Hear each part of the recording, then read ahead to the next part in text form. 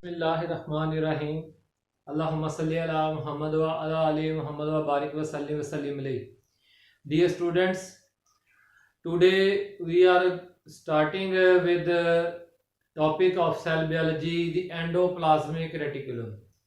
The very most one of the most important organelles of the cell. Every organelle has its own importance and significance due to its function in the cell. Dear students, endoplasmic reticulum. Endo mean inner, plasmic cytoplasm के अंदर पाए जाने वाला reticulum network को कहते हैं, जाल को कहते हैं। तो आप इस डायग्राम में देखें, ये एक एनिमल सेल मैंने बनाया है सपोज किस्म का। एन फॉर न्यूक्लियस, ये न्यूक्लियर मेम्ब्रेन ऑफ न्यूक्लियस है, ये आउटर बाउंड्री प्लाज्म मेम्ब्रेन है, और जो प्लाज्म मेम्ब्रेन और न्यूक्लियर मेम्ब्रेन में खाली जगह है उसको मैंने साइटोप्लाज्म लिखा है। तो अब जो है वो आप देखें जरा, न्यूक्लियर मेम्ब्रेन्स का एक नेटवर्क जो है, एक जाल सा जो है वो साइटोप्लाज्म में फैल गया है। तो इस पूरे जाल को हम क्या कहते हैं? Endoplasmic reticulum. ठीक हो गया ना जी। तो मैंने इस हिस्से को जो है जरा बाहर निकाला है, और मैंने साइटोप्लाज्म के अंदर ना ये राइबोसोम्स भी दिखाए हैं। ठीक हो गया ना जी। ये दो राइबोसोम जो है, राइबोसोम 1, 2 जो है ये फ्री है। ये राइबोसाइटोप्लाज्म में फ्री है, किसी के साथ जुड़े हुए नहीं है। ये एक जगह से दूसरी जगह cyclosis, mass streaming movement of cytoplasm की वजह से सेल के अंदर हरकत करते रहते हैं। लेकिन एक राइबोसोम्स मैंने ये और भी दिखाए हैं, ये डॉट्स जो है, जो कि एंडोप्लाज्म रेटिकुलम की बाउंड्री मेम्ब्रेन के ऊपर अटैच है। ये अटैच्ड राइबोसोम्स है। अब देख सकते हैं कि एंडोप्लाज्म रेटिकुलम एक तरफ न्यूक्लियर मेम्ब्रेन के साथ अटैच है और एक तरफ जो है वो प्लाज्मा मेम्ब्रेन के साथ अटैच है। तो आप यूं कह सकते हैं कि it is continuous with nuclear membrane and with plasma membrane, उसके साथ मुसलसल जुड़ा हुआ है। तो अब जरा बात करते हैं, इसी को मैंने निकाल के फिर बाहर रख लिया है, तो वो बाकी बातें मैं आपको बाद में बताता हूं। पहले जरा इसका स्ट्रक्चर वाला हिस्सा देख लें। याद करें, एन फॉर न्यूक्लियस, न्यूक्लियस की ना दो मेम्ब्रेन्स होती हैं। न्यूक्लियर मेम्ब्रेन असल में दो मेम्ब्रेन्स होती हैं। एक उसी वजह से न्यूक्लियर मेम्ब्रेन को न्यूक्लियर इन्वेलप भी कहा जाता है। एक इनर होती है और एक आउटर। जहां पे इनर और आउटर आपस में मिल रही है, मेरी उंगली वाली जगह पे देखें, तो जहां पे आउटर और इनर मेम्ब्रेन्स आपस में मिल रहे हैं वहां पे न्यूक्लियर पोर बन जाता है। लेकिन समटाइम्स आप देख सकते हैं कि आउटर न्यूक्लियर मेम्ब्रेन जो it is extend into the cytoplasm. ये सारा एरिया क्या है? ये साइटोप्लाज्म है। ठीक है ना जी। साइटोप्लाज्म एक्सटेंड करती जाती है और ट्यूब्यूल्स लाइक या फ्लैट थैलियों की तरह का एक नेटवर्क बना देती है, एक जाल पूरे साइटोप्लाज्म में बना देती है। तो उस जाल को कहते हैं एंडोप्लाज्मिक रेटिक्यूलम। तो बेटा जी, एंडोप्लाज्मिक रेटिकुलम की को भी तो कोई मेम्ब्रेन्स बना रही है सर, ये तो फिर न्यूक्लियर मेम्ब्रेन ही है जो कि एंडोप्लाज्मिक रेटिकुलम को बना रही है। नहीं, हमने इस मेम्ब्रेन का एक अलग नाम रख दिया है और इस मेम्ब्रेन को कहते हैं, membrane of endoplasmic reticulum is called cisternae. Cisterna singular, cisternae plural. A आ जाए तो सिंगुलर, ई आ जाए तो प्लूरल। ठीक हो गया ना जी। और इसके अंदर हर एंडोप्लाज्मिक रेटिकुलम थैलियां हैं। जैसे आप जो है वो सरहानों की, तकियों की जो है ना, वो क्या करें, जो है वो एक तय लगा दें एक के ऊपर रख के दूसरा, इस तरह से, लेकिन आपस में इंटरकनेक्टेड है। आपको नजर आ रहा है? इंटरकनेक्टेड है, इंटरकनेक्टेड है। यहाँ पे भी मैंने इंटरकनेक्शंस उनके शो किए हैं। तो इनके तरह में ये dash dash dash dash dash dash dash area जो है, ये क्या है? ठीक है, ये एक वेसिकल हो गई, ये दूसरी वेसिकल होगी, ये तीसरी, ये चौथी, ये पांचवी, ये छठी। ठीक है जी। ऐसा लग रहा है कि एक वेसिकल में से दूसरी निकल रही है, दूसरी में से तीसरी निकल रही है, तीसरी में से चौथी निकल रही है, पहली में से दूसरी निकल रही है, दूसरी में से तीसरी निकल रही है, तीसरी में से चौथी निकल रही है, चौथी में से पांचवी, छठी निकल रही है। ऐसा लग रहा है, बिल्कुल ऐसा ही है सेल के अंदर। ठीक हो गया ना जी। वो ना सिर्फ आपस में जुड़ी हुई है बल्कि एक से दूसरी में से ओरिजिनेट भी होती हैं। तो बेटा ये बात ये है कि एक ना मेरा आपके से एक सवाल है, वो मैं आपको बाद में बताता हूँ। चलिए, सवाल भी और जवाब भी मैं खुद ही बता दूंगा। यही तो मसला है कि हम आपको पढ़ा रहे हैं और आप पढ़ रहे हैं, आप हमसे सामने नहीं है, ये दरमियान में यूट्यूब आ गई है वगैरह वगैरह। चलें, खैर वो मैं बताता हूँ बेटा जी क्या है चीज। बड़ी दिलचस्प है, आपको कोई भी नहीं बताएगा, कोई भी नहीं बताएगा। ठीक है ना जी। टाइम ज़ाया नहीं करते हैं। तो होता ये है बेटा जी कि अब देखें कि यहाँ पे भी सरफेस के ऊपर या अंदर वाली साइड पर जो है ना, ये जो डैश एरिया ये क्या है, डैश एरिया जो मैट्रिक्स है, क्या है, मैट्रिक्स, फ्लूइड फिल्ड स्पेस। घर में जो सोफा रखा होता है ना जी, जिसके ऊपर आप लेटते हैं, या बेड वाला सोफा, या जिस सोफे के ऊपर घर में जिस पे आप बैठते हैं जाके, ड्राइंग रूम वाला सोफा, उसे भी मैट्रिक्स, उसमें भी मैट्रिक्स होता है। उसे मैट्रिक्स क्यों कहते हैं, उसमें असल में वो तो होता है जो पॉलीस्टाइरीन होता है, ठीक है ना जी, केमिकली तो, लेकिन उनके ना फाइबर्स के दरमियान में छोटे छोटे से गैप्स होते हैं, माइक्रो गैप्स के, मिलीमीटर गैप के करीब के, ठीक है ना जी, उन गैप्स में हवा भर दी जाती है। आपको जब भी कोई गद्दा बेचने वाला गद्दा बेचता है ना जी, मैट्रिक्स, गद्दा नहीं कह रहा हूं, गद्दा कह रहा हूं, ठीक है ना जी, वो जो मैट्रिक्स आपको बेचता है ना जी, वो कहता है जी कि आपने इसका शापर उतार के इस्तेमाल करना है। अगर आपने शापर इस्तेमाल किया, शापर समेत ही कोई, चलो ये नया रहेगा, बच जाएगा, तो फिर ये बैठ जाएगा। वजह ये है कि जब आप शापर उतारेंगे तो उस पोर्स में एयर फ्लूइड भर जाएगा, एयर जैसा फ्लूइड, फ्लूइड कहते हैं उस सब्सटेंस को जो फ्लो करती है, ठीक है जी, तो इसलिए उसको भी मैट्रिक्स कहते हैं।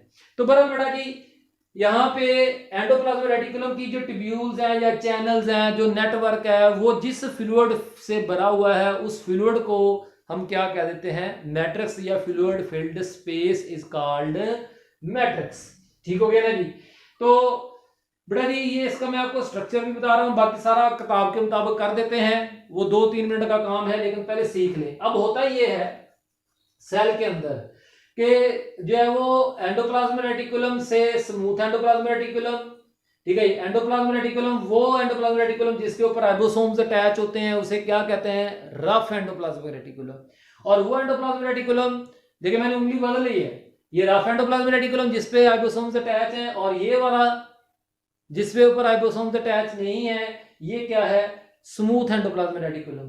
तो इनकी सरफेस से छोटी छोटी वेसिकल्स ड्राई ब्लग आउट होती हैं, मतलब उभरती रहती हैं, पैदा होती रहती हैं, ये वेसिकल 1, ये वेसिकल 2, इधर तो ये सीधी प्लाज्मा मेम्ब्रेन के साथ जुड़ गई, ठीक हो गया ना जी, और इधर जो है ये वेसिकल पैदा हो रही है, पैदा होती हुई दिखाई गई। इन वेसिकल्स को हम ट्रांसपोर्ट वेसिकल्स कहते हैं। ये ट्रांसपोर्ट वेसिकल्स फ्यूजन आपस में मिल जाती हैं और मिलकर क्या बनाती हैं, गोल्जी कॉम्प्लेक्स बनाती हैं। क्या बनाती हैं, गोल्जी कॉम्प्लेक्स जी। यहाँ पे मैंने आपको तकरीबन ये एक अंदाज दिखाया कि किस तरह से एंडोप्लाज्मिक रेटिकुलम से जो है वो ट्रांसपोर्ट वेसिकल्स पैदा होते हैं, ट्रांसपोर्ट वेसिकल्स मिलकर फिर क्या बनाती हैं, गोल्जी वेसिकल्स। अब बेटा जी ऑन तकरीबन हमारा खत्म हो गया है।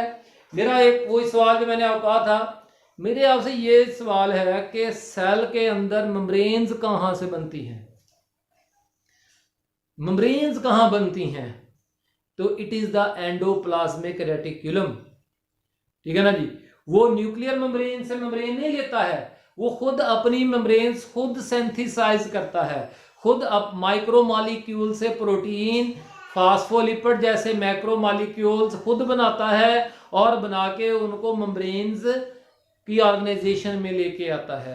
तो membrane synthesis, membrane manufacturing occurs at endoplasmic reticulum, ठीक है ना जी। वो पहले एंडोप्लाज्मिक रेटिकुलम की मेम्ब्रेन बनती है, फिर वो गॉलियम या वो फिर वो प्लाज्मा मेम्ब्रेन की मेम्ब्रेन भी बन सकती है, वो न्यूक्लियर मेम्ब्रेन भी बन सकती है, वगैरह वगैरह, ठीक हो गया ना जी। और वो गोल्जी कॉम्प्लेक्स की मेम्ब्रेन भी बन सकती हैं, प्लाज्मा मेम्ब्रेन भी बन सकती हैं। इस तरह से बेटा जी ये काम चलता रहता है, ठीक है ना जी। तो गोल्जी कॉम्प्लेक्स जरा गौर से देखिए, तो आगे मैंने एक और छोटी सी मेम्ब्रेन पैदा की हुई है, नजर आ रही है, एक और थैली सी पैदा की। इस थैली का क्या नाम लिखा हुआ है, गोल्जी वेसिकल्स। रिफ्लेक्शन पड़ रहा है थोड़ा सा, लेकिन मैं बोल रहा हूं गोल्जी वेसिकल, वो थैली, वो सैक लाइक स्ट्रक्चर जो गोल्जी कॉम्प्लेक्स से पैदा होनी है, उसे गोल्जी वेसिकल्स। वो सैक लाइक स्ट्रक्चर्स जो एंडोप्लाज्मिक रेटिकुलम से पैदा होनी है, उनका नाम क्या है, ट्रांसपोर्ट वेसिकल्स। अच्छा जी, अब बेटा जी आपकी किताब के मुताबिक टॉपिक को सारे को तरतीब दे देते हैं। बहुत आसान सा काम है। पहले नंबर पे देखें स्ट्रक्चर या डेफिनेशन एंडोप्लाज्मिक रेटिकुलम की। लफ्जी मतलब मैंने बता दिया, साइटोप्लाज्म के अंदर पाए जाने वाला मेम्ब्रेन्स का network. Definition, network of channels whose membranes are continuous with plasma membrane and also in contact with nuclear membrane. This entire system of channel is called endoplasmic reticulum. Cisternae क्या है? The membranes which make the boundary, which make the boundary of endoplasmic reticulum is called in cytoplasm are called cisternae. वो membranes जो के endoplasmic reticulum की boundary बनाती हैं cytoplasm में, cytoplasmic fluid से मैट्रिक्स वाले फ्लूइड को अलग करती हैं, उन मेम्ब्रेन्स को क्या कहते हैं? सिस्टर्नी। जी, मैट्रिक्स क्या है? Fluid enclosed bye cisternae of endoplasmic reticulum containing water, amino acids, proteins, carbohydrates के माइक्रोमोलिक्यूल्स, मैक्रोमोलिक्यूल जगह थोड़ी थी तो इसलिए मैंने ये किया है। लिपिड साइटोप्लाज्म से मटेरियल्स लेता है, ठीक है जी। लिपिड्स, फैटी एसिड, ग्लिसरॉल लेगा, लिपिड्स खुद सिंथेसाइज करेगा, फास्फोरिक एसिड लेगा, फास्फोलिपिड्स बना लेगा, वगैरह वगैरह। टाइप्स, बेटा एंडोप्लाज्मिक रेटिकुलम की दो टाइप्स है, A rough endoplasmic reticulum, B smooth endoplasmic reticulum. A RER rough endoplasmic reticulum, B SER smooth endoplasmic reticulum. तो definition, endoplasmic reticulum with attached ribosome is called RER and endoplasmic reticulum without ribosomes is called SER। बेटा जी दोनों का एक और भी difference है। Rough endoplasmic reticulum is involved in protein synthesis क्योंकि इसके पास राइबोसोम्स हैं। क्या है? राइबोसोम्स हैं। while it smooth endoplasmic reticulum is involved in synthesis of fatty acids or lipids because it has the enzymes for the metabolism of lipids and fatty acids। ये fatty acids pyruvic acid से synthesise करता है। Pyruvic acid का नाम सुन रखा है आपने? Pyruvic acid glucose की ब्रेक डाउन से पैदा होता है और ग्लूकोज कार्बोहाइड्रेट है, यानी कार्बोहाइड्रेट को तोड़कर उनसे फैटी एसिड्स बनाना और फिर फैटी एसिड से फास्फोलिपिड्स बनाना, ठीक है ना जी, या कोई और किस्म के लिपिड्स बनाना, वो काम कौन करता है? वो काम करता है स्मूथ एंडोप्लाज्मिक रेटिकुलम। बेटा ये ओवरऑल एंडोप्लाज्मिक रेटिकुलम के ओवरऑल फंक्शंस क्या है? Protein synthesis because it has ribosomes attach on it. तो बहुत सारी डिफरेंट किस्म की प्रोटीन, चाहे वो एंजाइम्स हो, हार्मोन्स हो या डिफेंसिव एंटीबॉडी प्रोटीन्स हो, वो यहीं पे तैयार होती हैं और वो प्रोटीन्स भी जो है वो रफ एंडोप्लाज्मिक रेटिकुलम पर ही तैयार होंगी जो मेम्ब्रेन्स में एम्बेडेड होती हैं, लिपिड बाय लेयर के अंदर एम्बेडेड होती हैं फ्लूइड मोज़ेक मॉडल के मुताबिक। ठीक हो गया ना जी। मेटाबॉलिज्म ऑफ लिपिड्स, अभी मैंने आपको सारी कहानी सुनाई है, ठीक हो गया ना जी। उसके अलावा जो हार्मफुल ड्रग्स जो है उनको डिटॉक्सिफाई करने वाले एंजाइम्स भी कहां पर मौजूद होते हैं? स्मूथ एंड जो है वो एंडोप्लाज्मिक रेटिकुलम पर ही मौजूद होते हैं। Smooth endoplasmic reticulum is involved in the transmission of nerve impulse from one part of the cell to the other part of the cell. Example neurons, जिन्हें नर्व सेल्स भी कह देते हैं, और मसल सेल्स।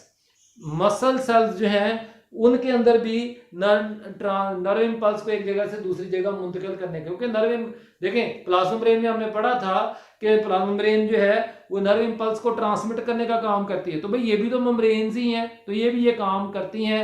मसल सेल्स के अंदर endoplasmic reticulum को sarcoplasmic reticulum कहते हैं। सेकंड ईयर में फिर दोबारा आएंगे सार्कोप्लाज्मिक रेटिकुलम जी। तो 5 बेटा ट्रांसपोर्ट ऑफ सेल मटेरियल्स आप देख रहे हैं। एक तरफ से सेल मटेरियल लेके मिसाल के तौर पर जो है ये एक प्रोटीन है जो सिंथेसाइज हुई, या तो ये सेल से बाहर एक्सपोर्ट की जा सकती है या सेल के अंदर जो है वो इसको किसी एक हिस्से से दूसरे हिस्से में भेजा जा सकता है।